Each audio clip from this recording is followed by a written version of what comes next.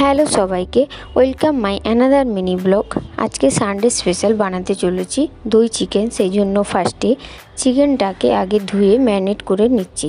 কিছু মশলা দিয়ে দিয়েছি আর দই দিয়ে ম্যারিনেট করে কিছুক্ষণের জন্য আমি রেখে দেবো। আর ম্যারিনেটের সময় আমি লবণ দিয়ে দিয়েছিলাম। লবণটা দিয়ে ম্যারিনেট করে এখানে রেখে দিয়েছি। তারপর আমি আমার একটা পার্সেল এসেছে, সেটা আনতেই গিয়েছিলাম, কারণ আমি বাজারে গিয়েছিলাম, আম পাইনি। সেজন্য আজকে আমি আমটা ইনস্টামার্টে অর্ডার করে নিয়েছি। এখানে আমি চিকেনের জন্য সমস্ত কিছু মশলা আর আলু কেটে নিয়েছি। এখানে আমার সমস্ত কিছু কাটা হয়ে গেছে। আর চাটনির আমটাও আমি কেটে নিয়েছি। আর সঙ্গে যেহেতু পাঁপড় ভাজা থাকবে, সেজন্য আমি আগের থেকে পাঁপড়টা এখানে রোদে দিয়ে গেছি। এখানে তারপরে আমি রান্নাঘরে চলে এসেছি। চিকেনটা রান্নার জন্য কড়াই চাপিয়ে দিয়েছি। কড়াইতে তেল দিয়ে ফার্স্টে আমি আলুগুলোকে ভেজে নেব নুন হলুদ দিয়ে।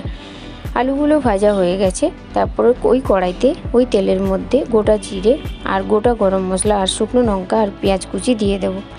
পেঁয়াজটা হালকা করে ভাজতে থাকবো।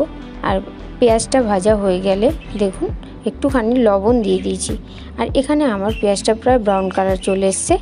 তারপরে এখানে আমি ম্যারিনেটেড চিকেনটা আমি এখানে দিয়ে দেবো। ম্যারিনেটেড চিকেন দিয়ে হালকা করে ঢাকা দিয়ে রেখেছিলাম। তারপর দেখুন জল ছেড়ে দিয়েছে। এরপর আমি আদা আর রসুনটা মিশিয়ে দিচ্ছি। আদা রসুন মেশানোর পরে আমি এখানে টমেটো কুচি মিশিয়ে দিয়েছিলাম। টমেটো কুচি মেশানোর পরে একটু ঢাকা দেওয়া ছিল। এখানে জল ছেড়ে দিয়েছে আর টমেটোটা গলে গেছে। আর সেখানে আমি কিছু মশলা অ্যাড করে দিয়েছিলাম, ধনিয়া গুঁড়ো, জিরে গুঁড়ো। এখানে দেখুন চিকেনটা প্রায় তেল ছেড়ে দিয়েছে। আর আলুগুলো আর আমি কাঁচা লঙ্কাগুলো দিয়ে দিয়েছি। এখানে কাঁচা লঙ্কা আর আলু দিয়ে এখানে সমস্ত কিছু আমার সমস্ত কিছু মেশানো হয়ে গেছে। তারপরে এখানে চিকেনটা হালকা হালকা ফুটছে কম আঁচে। আর এই রান্নাটার সময় কম আঁচে দিয়ে রাখবেন।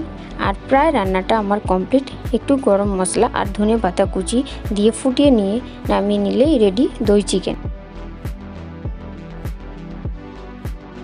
অন্যদিকে আরেকটা কড়াইতে চাটনির জন্য এখানে আমি তেল, 5 ফোড়ন আর একটু শুকনো লঙ্কা আর একটু কাঁচা লঙ্কা ফোড়ন হিসাবে দিয়েছি। তারপর আমটা দিয়ে হালকা নেড়ে চেড়ে একটু নুন আর একটু হলুদ দিয়ে একটু জল দিয়ে আমটা ফুটতে দিয়েছি। তারপর স্বাদ মতো চিনি দিয়ে দিয়েছি। চিনি দিয়ে একটু ফুটিয়ে নামিয়ে নিলে রেডি। ফাইনালি এখানে আমার সমস্ত রান্না বান্না কমপ্লিট। আর এখানে খেতে